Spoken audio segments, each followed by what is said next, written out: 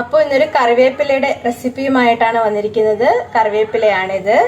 അപ്പോൾ കറിവേപ്പില വെച്ച് എന്താണ് ഉണ്ടാക്കുന്നതെന്ന് വെച്ചാൽ കറിവേപ്പില ചമ്മന്തിയാണ് ഉണ്ടാക്കാൻ പോകുന്നത്.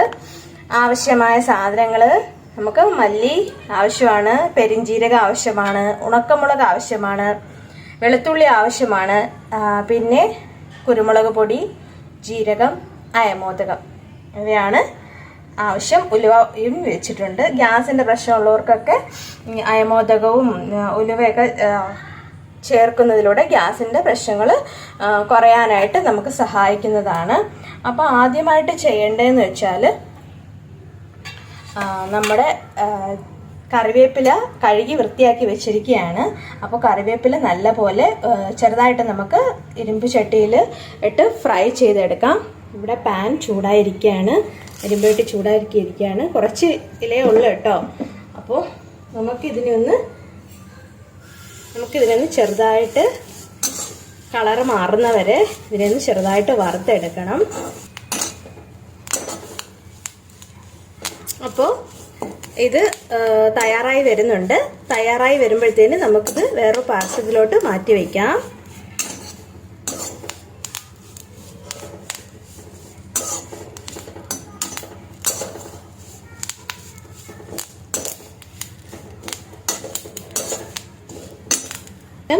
ഈ കൂട്ടെല്ലാം ഇതിലോട്ട് ചേർക്കണം.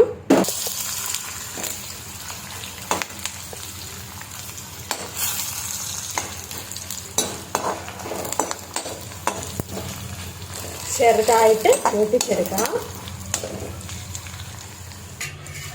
അപ്പോൾ ഇത് മൂപ്പിച്ചെടുത്തിട്ടുണ്ട്.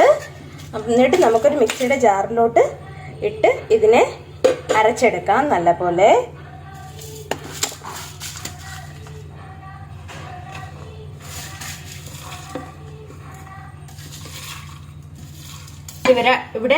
ഇവിടെ അരഞ്ഞു കഴിഞ്ഞു. അപ്പോൾ നല്ലപോലെ കുറച്ച് വെള്ള രൂപത്തിലാക്കണം ഇതിനെ.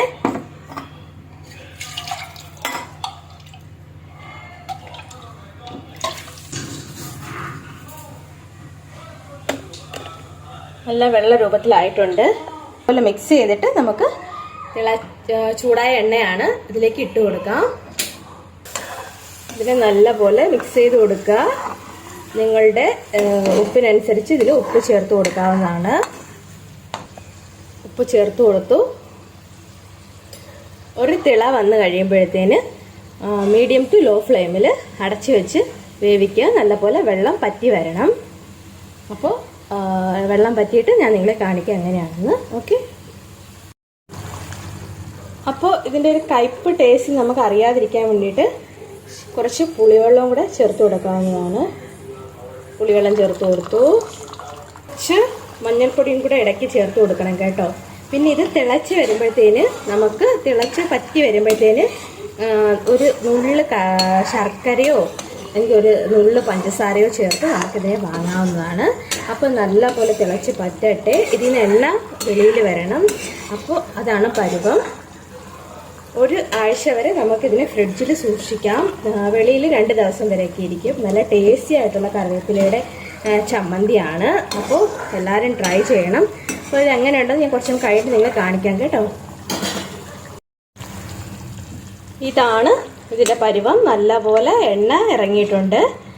കുറച്ച് ഗ്രേവി രൂപത്തിലെടുക്കുകയാണ് ഞാൻ. കുറച്ച് പഞ്ചസാര ചേർത്തിട്ട് നമുക്കിതിനെ അടച്ചു വയ്ക്കാം. അരമണിക്കൂറിന് ശേഷം നമുക്ക് ഉപയോഗിക്കാവുന്നതാണ്. തീയെല്ലാം ഞാൻ ഓഫ് ചെയ്തിട്ടുണ്ട്. അപ്പോൾ സിമ്പിളാണ്. ഇഷ്ടമായെന്ന് വിചാരിക്കുന്നു. അപ്പോൾ thank you for watching video. അടുത്ത വീഡിയോയുമായി വീണ്ടും കാണാം. അതുവരയ്ക്കും ബൈ.